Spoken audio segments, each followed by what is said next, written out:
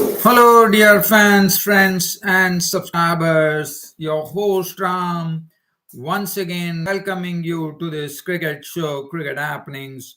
This on a Sunday, 6th of March 2022, with the news that India have already won the first Test match within 3 days. They inflicted a heavy innings defeat on the Sri Lankans by actually beating them or defeating them in the first Test by 222 runs. So it was an innings and 222 runs victory for India over Sri Lanka in the first Test match at Mahali. And also, Ravindra Jadeja turned out an impressive all-round performance. First to the bat, 175, and today he went on to take a fifer in the first innings, and he took a 4-wicket bag in the second innings to totally drown the Sri Lankans.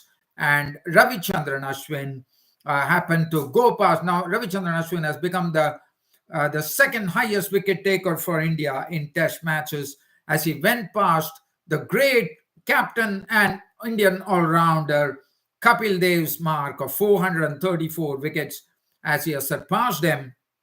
And it's a really proud feeling. As you know, Kumble holds the record with 719 wickets. Shane Warne, who passed away, has 708 wickets. And Muttiya Muralitharan, according to me, is holding the record. But nevertheless, one thing that Ravichandran Ashwin is close to now is 439 wickets, which has been taken by Dale Steyn. He has gone past, today Ashwin went past Kapil Dev, Richard Hadley of New Zealand, and also Rangana Herath of Sri Lanka. Now, so as I said, it was a bit of a surprise, considering the fact the ball is not really turning square, but definitely there was turn. But one never thought that the Sri Lankans would be surrendering in such a fashion, as even after following on, they could not, they did not put up any good performance. I'll be talking about that. And as far as Pakistan and Australia are concerned, Australia put up a strong reply on day three by putting 271 for 2 on the board, with each and every player really getting amongst the runs. Usman Khawaja definitely missing his century, out for 97. Warner made 68. Labuschagne is unconquered on 69. When stumps were drawn, Smith is batting on 24. So they'll be very happy with the effort because they definitely blunted the Pakistani spinners. Nauman Khan, the left arm spinner, and Sajid Khan, the right arm offie. Now, let's have a look at the India versus Sri Lanka. As far as India versus Sri Lanka is concerned, as I said, it was all about Ravindra Jadeja running through the the Sri Lankan lineup. We got great company from Ravichandran Ashwin, who became the second highest Indian wicket taker. If you look at the card there, resuming on their overnight 108 for 4, Pathum Nissanka, there were two bright spots for Sri Lanka as far as this particular Test match was concerned. Pathum Nissanka's batting, as he came one drop and carried his bat through the innings with an unbeaten 61 with 11 boundaries. And then in the second innings, when Sri Lanka followed on, where they were bowled out for 178, 4 better than what they did in the first, it was the bat of Niroshan Dikwala who stood there, making an unbeaten 51 with 9 fours to see all his mates wickets falling. So if you look at so definitely the Sri Lankans have a lot to ponder over with the day-night Test match coming up I think it is in, if I'm not wrong, I don't know the venue, but yes, the second Test match is going to be a day-night affair. So looking at the card there, Nissanka, as you know, he's a wonderful Test player, no doubt about it. He has a good technique, not out on 61, did well against the Indian spinners. Matthews was, after the 4 wickets was gone, yesterday it was Charit Aslanka at the crease. Well, if you look at it, it took a bit of time for India. They were kept at bay by both Charit Aslanka and Pathum Nissanka when Ravichandran Ashwin was operating from one end and Rohit Sharma was ringing in the changes pretty quickly, giving short bursts to Bumrah and the other bowler, Mohammad Shami. Shami looked pretty sharp in his first over. Bumrah also did well, but I thought Pathum Nissanka and Charita Slanka were equal to the task. They were keeping the attack at bay and they had pushed on the score from the overnight 108 to 161. So it was a 58-run partnership. But after that, things began to happen. So it was a really a real collapse after that. 161 for 5. Charit Asalanka was LBW bowled Bumrah for 29, a slower off cutter from him, which straightened, and Aslanka shaping to flick was gone, LBW. And after that, there was nothing to really talk about. It was a very bad display as Jadeja took 4 wickets of that. And as I said, Pratham Nissanka was just watching it all happen as Dikwala went for 2. And after that, there were 4 blobs on the board. Lakmal out for a duck, Imbuldini out for a duck, Vishwa Fernando out for a duck, Lairu Kumar out for a duck, and the lower order totally caved in. Nissanka was left remaining not out on 61, 174 all out, and Rohit Sharma had absolutely no hesitation in going and enforcing the follow on. Mohammad Shami, 1 for 27, 2 for 36 for Jasprit Bumrah. Ravichandran Ashwin, 2 for 49. Jayant Yadav, none for 15. Jadeja picked up a 5 for 41 to add to his 175 not out. And then in the Sri Lankan second leg, following on with a huge, as I said, the pitch was not easy to bat on, but probably one would have expected Sri Lanka to put up a much better effort. Because it was just the third day. I mean, we can understand the fourth and fifth day, the pitch might really break up and the ball might really squat. There might be a lot of square turn. But I don't think that was the case because certain balls, if you look at the dismissal, certain balls even didn't turn and the batsman was totally done in. If you look at the Sri Lankan card there in the second deck, they were bowled out for 178. If you're Lairu Thiramane, having a struggle, he has been dismissed a lot of times by Ravichandran Ashwin, like a bunny rabbit, one could call. A lot of dismissals of Lairu Thiramane has been of Ravichandran Ashwin. So once again, Lairu Thiramane got caught by, it was a good catch taken by Rohit Sharma at second slip. The ball was tossed up by Ashwin and Thiramane on the forward defense. The ball spun away and Rohit did the rest. Dimuth Karunaratne was looking good. He was doing a good job at the crease, having eked out 27 runs with 6 boundaries. But then it was a wonderful delivery from Shami that had Karunaratne really could not do anything about it. It was angling on the stump, but the ball was straightening on the seam, and he was trying to push the ball towards the mid-on, just a thick edge. The keeper punt into business, pouched it, and that was the end of Dimuth Karunaratne. Pathum Nissanka, who did well in the first innings, was cheaply dismissed by Ashwin. He was caught by punt of the bowling of Ashwin. And that was the end of this was a ball which really, again, as I said, the ball did not turn too much. Nissanka was full stretch on his full, like a forward press, as you call it. And the punt had actually taken. Punt skipping, I think, was very good in this particular match. Karunaratne out for 27, Nissanka out for 6. And then Angelo Matthews, the experienced campaigner, made 28 before Jadeja had him plumb LBW. But still it was reviewed. And, well, the outcome was something that everyone knew. It was all over for Angelo Matthews. He was gone LBW for 28 with 2 4s and 1 6. Dhananjay De Silva fell a victim to the bowling of Jadeja. Very soft dismissal at that, as Dhananjay wanted to get on to Jadeja. But the ball, as you know, Jadeja actually gets the ball to dip a bit. And that was the end of Dhananjay De Silva.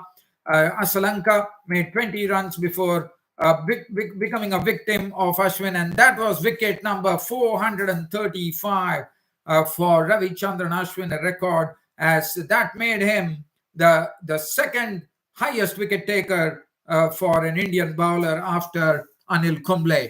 Charita Aslanka made 20. It was beautifully flighted by Ravichandran Ashwin, and there was a turn as well. And Aslanka was on his forward prod, and outside edge, Rishabh Pant had taken the catch. In fact, it went into Rishabh Pant's pads and ricocheted. And Virat Kohli was very attentive at that time, picked up that catch, which was good. Aslanka was gone for 20.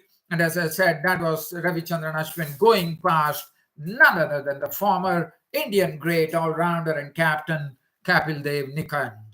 Niroshan Dikwala was the only one who showed some gumption, stayed there, hit a few boundaries of the spinners. But again, the lower order had nothing to really contribute. Lucknow was out for a knot, Mbuldinia for 2, Fernando for knot, Laidu Kumara for 4. Almost a similar story, the only difference being it was not a blob, but it was 6 runs between those last 4 players. And Niroshan Dikwala remaining not out on 51, 178 all out. The game all done and dusted in just 3 days' time, as India won the first test against Sri Lanka by an innings and 222 runs. I thought it came a bit early. Probably I would have expected the Lankans to give up a much better fight than this. But nevertheless, it's all over. India will be very happy with this effort. Ashwin, as I said, will be very proud of his bowling. 21 overs, 5 minutes, 47 runs and 4 wickets, 6 wickets in the match. Mohammad Shami, 8 overs, 1 minute, 248. Ravindra Jadeja, as I said, is the man of the match, 175 not out, 5 wickets in the first innings, and in the second innings picked up 4, so it's 9 wicket back for him. 16 overs, 5 minutes, 46 runs and 4 wickets. Jayant Yadav was given a trundle as well, 11 overs, 3 minutes, none for 21. Bumrah 4 overs, 1 maiden, none for 7. In fact, I thought Jadeja was very kind to tell Rohit Sharma to give a trundle to Jayant Yadav because they thought that probably Ashwin and Jadeja were totally dominating proceedings there. So it was very kind of them. So as I said, the second test match is coming up it's a day-night affair which is coming up. I think it is in Bangalore. If I'm telling you the venue correctly, that is something I still need to check. But now I'm moving my attention down to Rawalpindi in Pakistan, day 3 in the first test match between Pakistan and Australia. But Australia did a wonderful job there. As I said, there was nothing in the pitch. But one thing that I would like to tell here, early in the morning, the conditions were very, very ripe. I thought it was very cloudy, overcast conditions. Shaheen Shah Afridi is someone who can really get the ball to move. I would have definitely Shaheen Shah Afridi bowled a peach of an over. The first over was an absolute peach that he bowled to Usman Khwaja and David Warner in particular. But I thought Shaheen Shah Afridi could not get a wicket, and Naseem Shah also could not do much. But I would have expected Pakistan to actually capitalize on some overcast conditions because, as you know, this pitch is playing absolutely flat. The spinners were definitely, I thought the Aussies would be given good credit, especially Usman Khwaja using the reverse sweep to good effect. David Warner, we all know that he's a good player of spin as well. And Usman Khwaja, both of them combined to add 156 for the first wicket. But Usman Khwaja was a victim of the same shot that was fetching him runs, that was the reverse sweep, when Nouman Ali lured him into a fall shot as he went for the reverse sweep. And there was a review as well. Probably it came of the wrist area of the glove of Usman Khwaja. But what a knock from Usman Khwaja. I mean, it would have been loved to actually get to a century. It was not to be. Usman Khwaja was the first to go. Caught Imam ul Haq at forward short leg of the bowling of Nouman Ali for 97, which included 15 delightful boundaries. David Warner, David Warner was the first to go. 156 runs was added, but David Warner was the first victim as he was bowled by Sajid Khan, the right arm offie. David Warner was on the back foot over there, but the ball was a quicker one from Sajid Khan, and David Warner could not connect as it went and hit the middle stump. So David Warner was gone, and that was the breakthrough that Pakistan wanted. They got it, 156 for 1. And then Manus Labuschagne came in. Manus Labuschagne looked full of confidence in the way he handled the ballers, whether it was pace or spin. Yes, he definitely had Mohammad Naseem Shah, the pacer, really testing Manus Labuschagne with some bouncers. It seemed there was a bit of banter going on. Basically, I think Naseem Shah was trying to rile up Manus Labuschagne. He probably gave him an earful just going in front of him, and Labuschagne laughed it off. And Labuschagne looked very good at the crease as well. But then, as I said, Usman Khwaja fell to the reverse sweep shot as he was a victim of the bowling of Nauman Ali. And 2 wickets were the only things that Pakistan could actually capture today, as stumps were drawn on day 3 with Pakistan definitely. Sorry, Australians definitely in a strong position. Labuschagne was looking good, not out on 69 with 9 boundaries. Stephen Smith was also looking compact, not out on 24 with 3 boundaries. Both would resume duty on the 4th day. They are trailing by 205 runs currently. The new ball should be due, so that's going to be an interesting situation, which is coming up tomorrow. Now, it's 73 overs have been bowled. Actually, the bad light stopped play at Rawalpindi, and 7 overs still to come on the 3rd. 7 overs are still to be bowled. So definitely, the Pakistanis will be getting one shot at the Aussies here. So the first 7 overs, after 7 overs, the new ball will be due, and I'm sure the new ball is going to be taken. So that would be their best chance tomorrow. And if they are going to get some overcast conditions like what they got today, that would probably help matters even at the start of play. It will be interesting to see. Sajid Khan went for 94.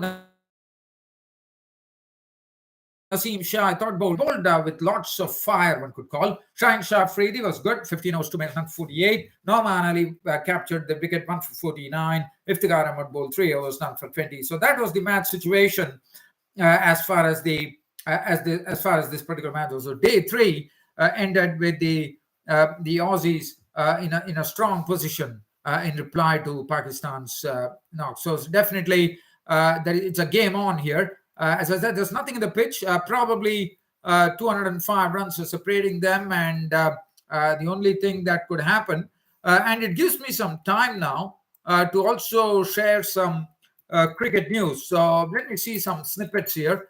Any snippets that I could share? Probably the IPL news is something that I could talk about.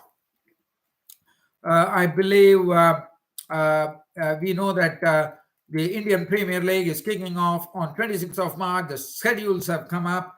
Chennai Super Kings and will be clashing against the Kolkata Knight Riders to kick off. As you know, Chennai Super Kings are the defending champions. They take on the KKR to kick off the IPL 2022 on March the 26th. So that should be a real beauty.